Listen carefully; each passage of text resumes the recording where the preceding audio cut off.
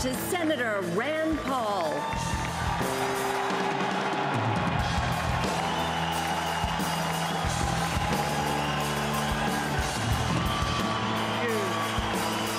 Thank you.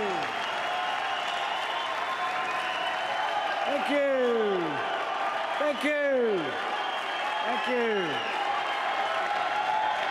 Thank you. Thank you. Thank you, Kentucky. Thank you. Thank you. Thank you. You know, when the Supreme Court upheld Obamacare, the first words out of my mouth were, I still think it's unconstitutional.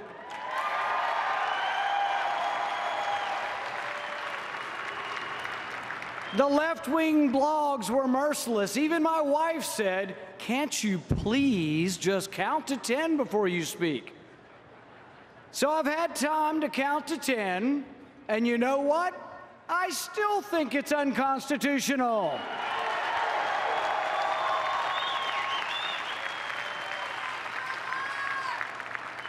Do you think Justice Scalia and Justice Thomas have changed their mind? I think if James Madison himself, the father of the Constitution, were here today, he would agree with me. The whole damn thing is still unconstitutional.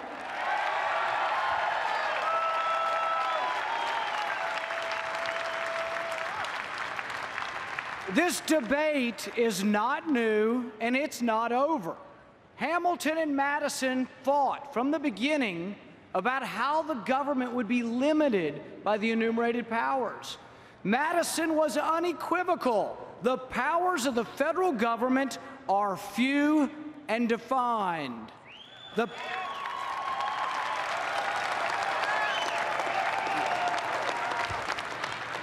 power to tax and spend is restricted by the enumerated powers. So how do we fix this travesty of justice? There's only one option left. We have to have a new president.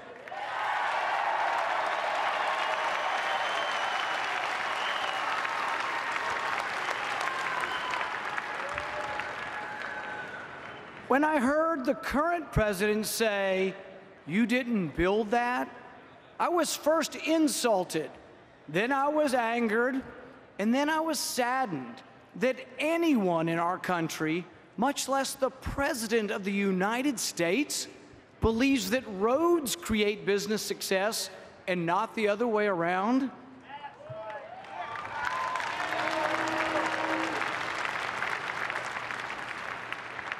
Anyone who so fundamentally misunderstands American greatness is uniquely unqualified to lead this great nation.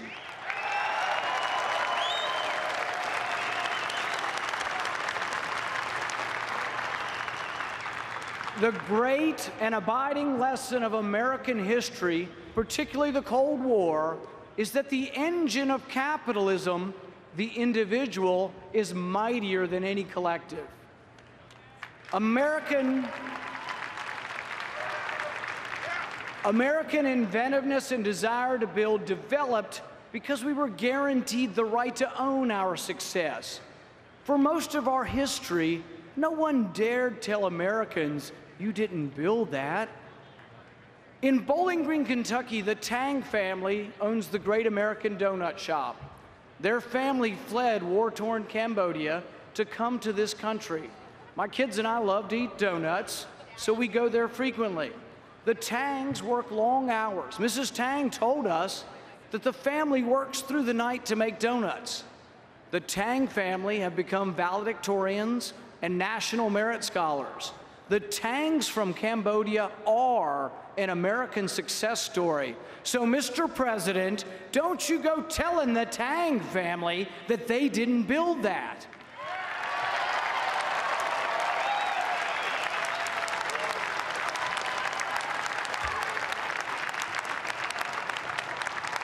When you say they didn't build it, You insult each and every American who ever got up at the crack of dawn. You insult any American who ever put on overalls or a suit. You insult any American who ever studied late into the night to become a doctor or a lawyer. You insult the dishwasher, the cook, the waitress. You insult anyone who has ever dragged themselves out of bed to strive for something better for themselves and their children. My great-grandfather, like many, came to this country in search of the American dream. No sooner had he stepped off the boat than his father died. He arrived in Pittsburgh as a teenager with nothing, not a penny. He found the American dream, not great wealth, but a bit of property in a new land that gave him hope for his children. In America, as opposed to the old country, success was based on merit. Probably America's greatest asset was that for the first time, success was not based on who you were, but what you did.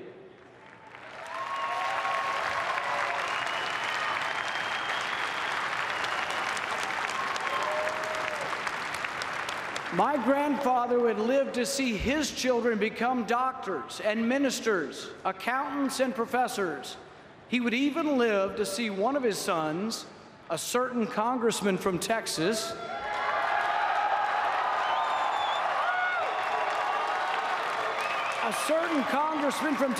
run for the presidency of the United States.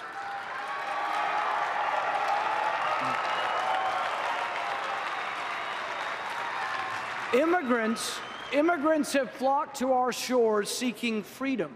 Our forebears came full of hopes and dreams. So consistent and prevalent were these aspirations that they crystallized into a national yearning we call the American dream. No other country has a dream so inextricably associated with the spirit of its people. In 1982, an American sailor, John Mooney, wrote a letter to his parents that captures the essence of the American dream. He wrote, "Dear Mom and Dad, today we spotted a boat in the water and we rendered assistance.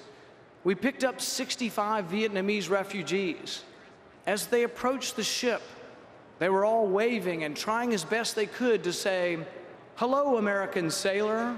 Hello, freedom man.'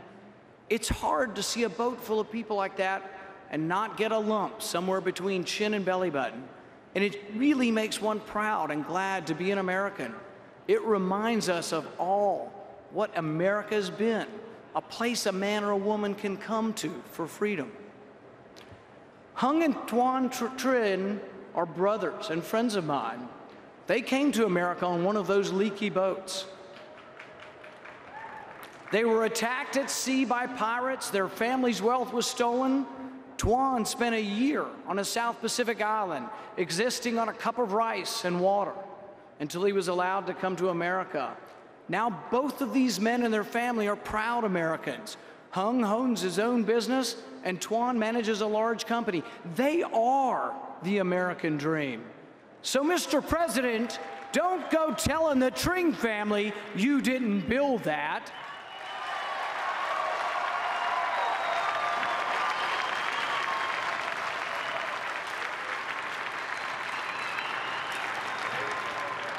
When the president says you didn't build that, he's flat out wrong.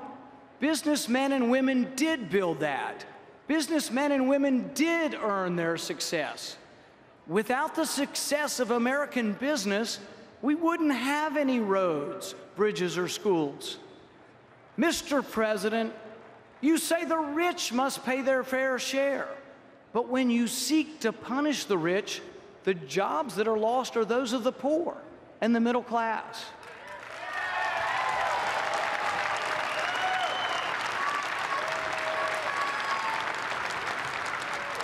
When you seek to punish Mr. ExxonMobil, you punish the secretary who owns ExxonMobil stock. When you block the Keystone Pipeline, you punish the welder who works on the pipeline.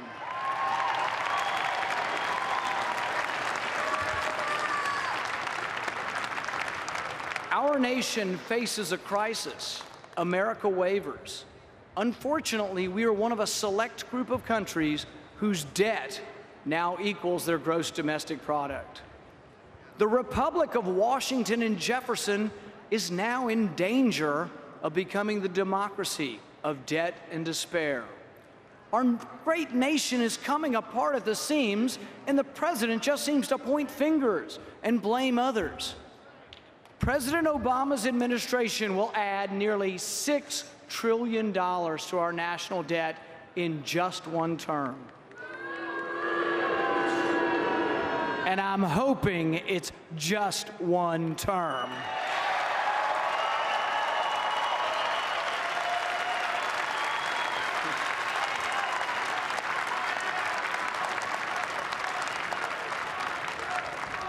This explosion of debt is unconscionable and unsustainable. Mr. President, we will not let you bankrupt this great nation.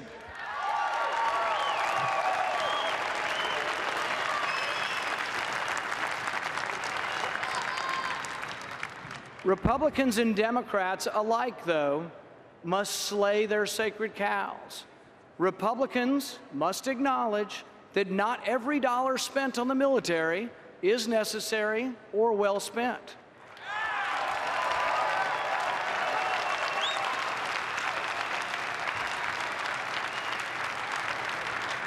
Democrats must admit that domestic welfare and entitlements must be reformed.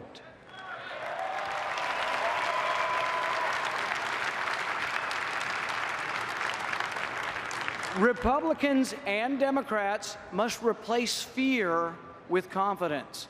Confidence that no terrorist and no country will ever conquer us if we remain steadfast to the principles of our founding documents.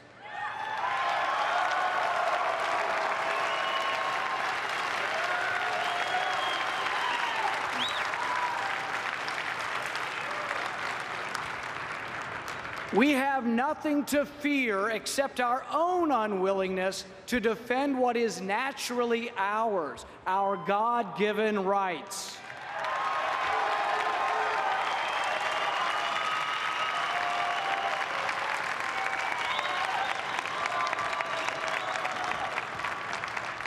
We have nothing to fear that should cause us to forget or relinquish our rights as free men and women.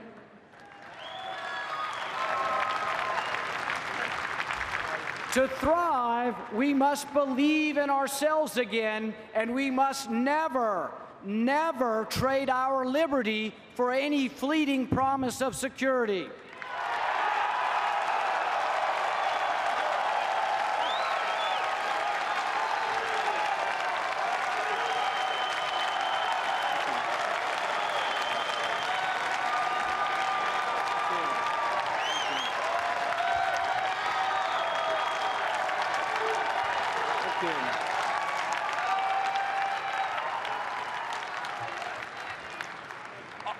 Author Paul Kenger writes of a brisk evening in a small town in Illinois. Returning home from a basketball game at the YMCA, an 11-year-old boy is stunned by the sight of his father, sprawled out in the snow on the front porch. He was drunk, his son would later remember, dead to the world, crucified. The dad's hair was soaked with melted snow, matted against his reddened face. The boy stood over his father for a minute or two. He simply wanted to let himself in the door and pretend his dad wasn't there. Instead, he grabbed a fistful of overcoat and he heaved his dad into the bedroom away from the weather's harm and the neighbor's attention. This young boy would become the man, Ronald Reagan.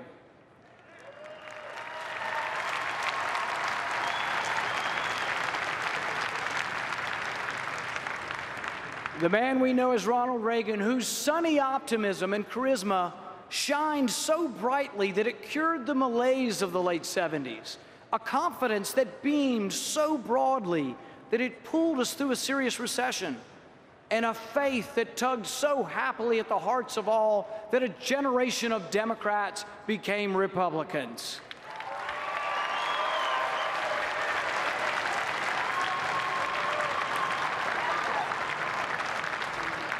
The American dream is that any among us could become the next Thomas Edison, the next Henry Ford, the next Ronald Reagan.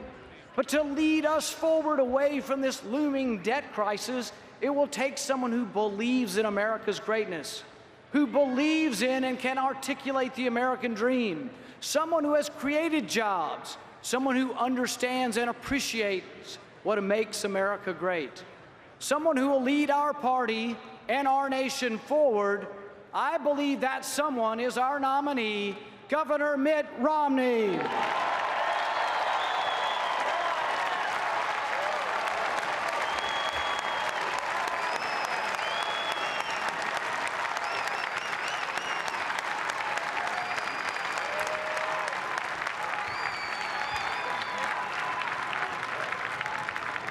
As Reagan said, our freedom is never more than a generation away from extinction.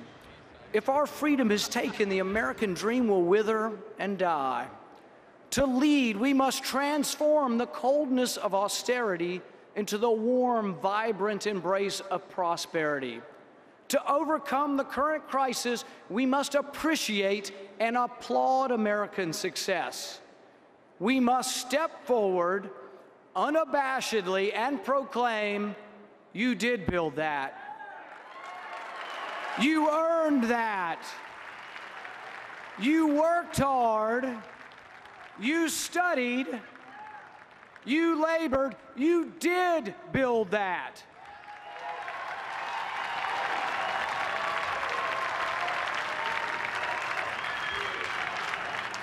And you deserve America's undying gratitude, for you, the individual, are the engine of America's greatness. Thank you.